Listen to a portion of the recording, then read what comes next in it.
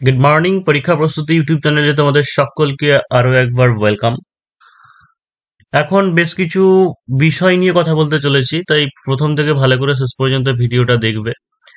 এক নম্বর হচ্ছে KP constable final result. KP constable final result অর্থাৎ 30 তারিখে ইন্টারভিউ শেষ হয়ে গেছে সবার, সেটার ফাইনাল রেজাল্ট, এবং হচ্ছে লেডি কনস্টেবল মেনের রেজাল্ট, যেটা এর আগে এক সপ্তাহ আগে হয়তো ভিডিওতে বলেছিলাম যে কেপি কনস্টেবলের মেনের রেজাল্ট যেটা, সেটা হচ্ছে 8 তারিখের দিকে বা 9 তারিখের দিকে আসার সম্ভাবনা আছে। তো অবশ্যই তোমরা আজকে আশা রাখতে পারো যে আজকে সন্ধে 7টার মধ্যে অবশ্যই কেপি কনস্টেবলের ফাইনাল রেজাল্ট যেটা, সেটা তোমরা পেয়ে যাবে।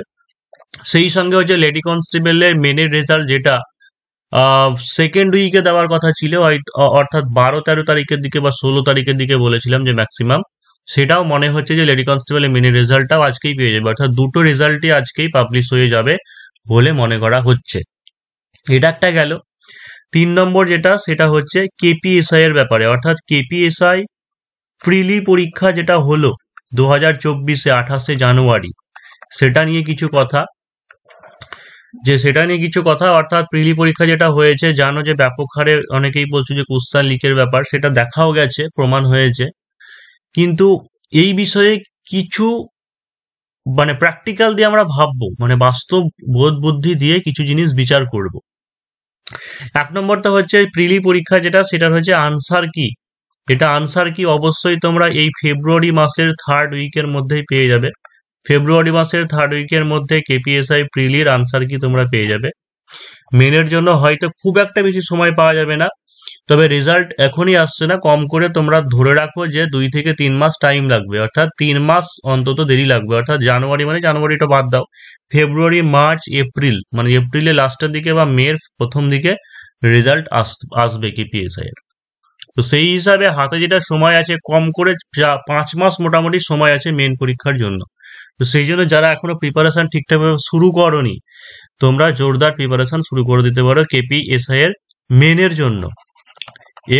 এবার একটা জিনিস বলি, বুঝতে পারছো না হয়তো যে প্রিপারেশন নেবো কি নেবো না, কারণ প্রিলিতে পাস হবে কি হবে না সেই ব্যাপারটা বুঝতে পারছো না। তো এখানে বলি যে যাদের বয়স আছে, অর্থাৎ যারা ময়দান থেকে সরে যেতে চাইছো না, লড়াই করতে চাইছো, তাদের জন্য তো আবার সুবর্ণ সুযোগ আসছে। নতুন কেপিএসআই 650+ ভ্যাকান্সি, এটা 650 অনেকদিন আগেই বলেছিলাম। এই ভ্যাকান্সিটা আরো 20-30টা ইনক্রিজ হতে পারে, আরো 20 থেকে 30টা ইনক্রিজ হতে পারে, এবং এটা অবশ্যই মার্চ মাসেই আসবে।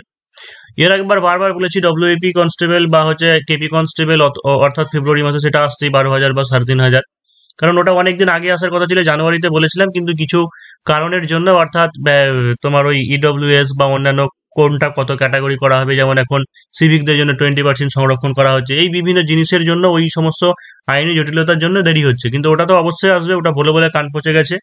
তো নতুন কেপিএসআই যেটা 650 বলছি, যে সেটা আরো ইনক্রিজ হয়ে আরো 20-30টা ইনক্রিজ হতে পারে। তাহলে এবার ব্যাপারটা হচ্ছে, যারা 28 তারিখে পরীক্ষা দিয়েছে, যারা সিদ্ধান্তে আসতে পারছো না যে প্রিলি পাস করবে কি করবে না, তোমাদের জন্য মেনের প্রিপারেশন নিলে বিফলে যাবে না, এটাতেও কাজে লেগে যাবে। আবার এমনটা নয় যে মেনের প্রিপারেশন করছো বলে তোমার প্রিলিতে কাজে লাগবে না, তা তো হয় না।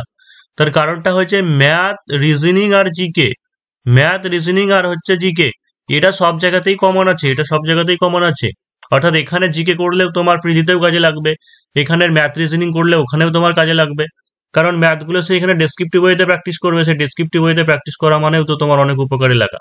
ম্যাথের ক্যালকুলেশনগুলো ঠিকঠাক বুঝবে, তারপরে কনসেপ্টগুলো ক্লিয়ার হয়ে যাবে, তাহলে ফ্রিলিতে হেল্প করবে। আরো একটা জিনিস যেটা, সেটা হয় যে বেঙ্গলি ইংলিশ যেটা ডেসক্রিপটিভ থাকলো, সেই বেঙ্গলি ইংলিশ নিশ্চয় যারা এসআই অ্যাপ্লাই করেছো, তোমরা মিসলেনিয়াসও অ্যাপ্লাই করেছো, তোমরা ক্লার্কশিপের জন্য অ্যাপ্লাই করেছো, তাহলে এই পরীক্ষাগুলোতে রিপোর্ট, প্রেসি, এসএস, ট্রান্সলেশন যা কিছু আছে সেইগুলো কাজে লেগে যাচ্ছে। এবার তাও আরো একটা জিনিস বলে দিই, তাও কত থাকলে পরে প্রিপারেশন করবে, করা যেতে পারে। যেদিনকে কেপিএসআই এর প্রিলি পরীক্ষা হয়েছিল 28 তারিখে, সেই দিনকেই বলে দেওয়া হয়েছিল যে ইউআর হচ্ছে 133 থেকে 137, ওবিসিবি 135, এসসি হচ্ছে 128, ওবিসিএ হচ্ছে 128, এটা আনুমানিক কাট অফ যেতে পারে।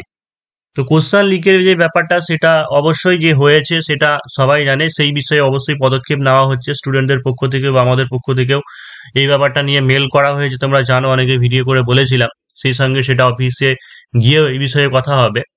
কিন্তু এখন যেটা প্রশ্ন, সেটা হচ্ছে যে বুঝতে যারা পারছো না বা সিদ্ধান্তে যারা আসতে পারছো না যে এত মার্কস আছে, আমি মেনের প্রিপারেশন করব কি করব না, নিশ্চিন্ত হতে পারছো না, তাদের উদ্দেশ্যে একটা জিনিস বলে দিই, যে প্রিভিয়াস ইয়ারে কিন্তু কোশ্চেন লেভেল অনেকটা ইজি ছিল, বিশেষ করে জিকে পার্টটা অনেকটা ইজি ছিল। তো সেখানে কাট আপ করতে গেছিল 145.5, এবং 3টে বা 4টে কোশ্চেনের আনসার ভুল ছিল, সেখানে 6-8 নম্বর সবাই পেয়ে গেছিল।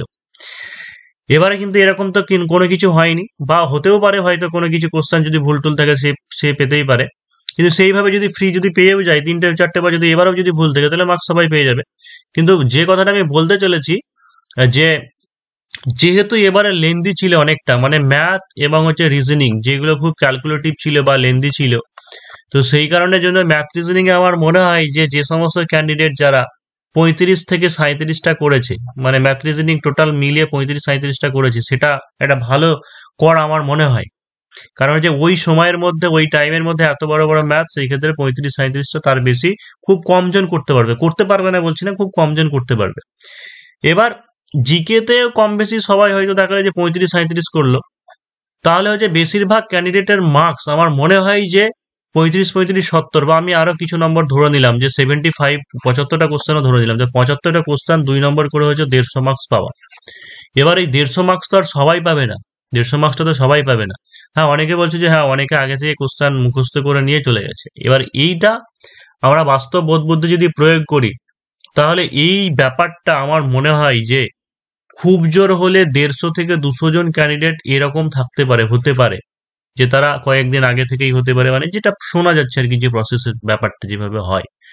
এবার এদের মারফত হয়তো কি হয়েছে, এক্সামের দিন বা এক্সামের আগের দিন রাতে এইভাবে ছড়িয়েছে, কিন্তু সবাই এই ব্যাপারটাকে কতটা সিরিয়াসলি নিয়েছে, ঠিক আছে, বা কি হয়েছে সেটা বোঝা যাচ্ছে না। বা যারা কতটা ভালো ক্যান্ডিডেট নয়, সেইভাবে প্রিপারেশন করেনি, অ্যাভারেজ ম্যানের ক্যান্ডিডেট বা বিলো অ্যাভারেজ, তারা যেমন পেয়েও কিছু করতে পারবে না, কারণ কোনটার আনসার কি মনে রাখতে পারবে না, বা হচ্ছে 100টা কোশ্চেন খুঁজে খুঁজে বের করতে হবে, বিভিন্ন রকমের ব্যাপার থাকে বলে আমার মনে হয়।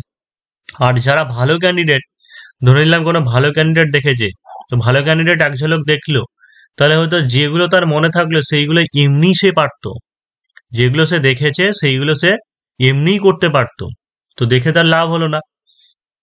তো সেটাও হতে পারে, বা ম্যাথের আনসার বা রিজনিং এর আনসার দেখলে পরে সে আরেকবার দেখবে যে হ্যাঁ, এটা যেটা লেখা ছিল সেটা ঠিক তো আদৌ, সেই ব্যাপারে। বা পরীক্ষার সময় সেই দিনকে একটা আলাদা ধরনের আমাদের প্রেসার থাকে মনের মধ্যে। এটা পুরোটা সাইকোলজিক্যাল ম্যাটার বলে আমার মনে হয়েছে, আমি আমার দিক থেকে সেরকম বললাম। তো সেই কারণের জন্য, যেহেতু এখানে 133-37 বলা হয়েছে, আমি ম্যাক্সিমামটা যদি ধরে নিই 137, যদি ভয় লাগে তাহলে আরো 5 নম্বর বাড়িয়ে নিতে পারো। তো ইবার ক্যাটাগরি 140-42 যারা আছে, অবশ্যই মনে হয় যে পাস হয়ে যেতে পারে। এবার পাস হবে কি ফেল হবে সেই ভেবে প্রিপারেশনটা শুরু করো। কারণটা হচ্ছে সামনে আবার কেপিএসআই 450 ভ্যাকান্সি আসতে চলেছে, সেই সঙ্গে যে ডব্লিউপি কনস্টেবলের ভ্যাকান্সি আসতে চলেছে। মেন কথা হচ্ছে math reasoning GK, math reasoning GK, এই 3টে তোমাকে পড়তেই হবে। এই 3টে পড়লে পরে প্রিলি হোক, মেন হোক, যে কোনো পরীক্ষা হোক, সমস্ত পরীক্ষা ক্লিয়ার হয়ে যাবে। আবার এইদিকে ক্লার্কশিপের পরীক্ষা আছে, মিসলেনিয়াসের পরীক্ষা আছে, সেখানের জন্য তো অনেকে খাটছে, তো সেখানেও তোমার ডেসক্রিপটিভ বেঙ্গল, ইংরেজি এগুলোও কাজে লেগে যাবে।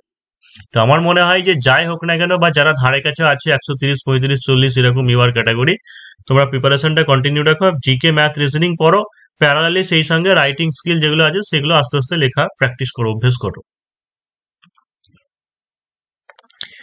আর সবশেষে যে জিনিসটা বলবো সেটা হচ্ছে, পরীক্ষা প্রস্তুতির অনলাইন বা অফলাইন কেউ যদি কোর্স করতে যাও, তাহলে সেই ক্ষেত্রে 7797427474 এই নম্বরে হোয়াটসঅ্যাপে কন্ট্যাক্ট করে নিতে পারো। অফলাইন বা অনলাইন সেন্টার যেটা, সেটা হচ্ছে বহরমপুর, মুর্শিদাবাদ, ভাকুড়ি, ঠাকুরপাড়া।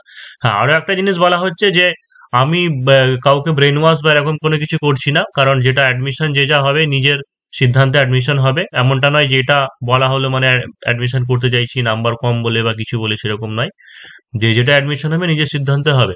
তবে এই ব্যাপারে, কাট-অফের ব্যাপারে পরীক্ষা প্রস্তুতি কোনোভাবে দায়ী থাকবে না, কম হোক বা বেশি হোক। তার কারণটা হচ্ছে এটা সম্পূর্ণ একটা মতামত বা এক্সপ্লেনেশন দেওয়ার চেষ্টা করলাম।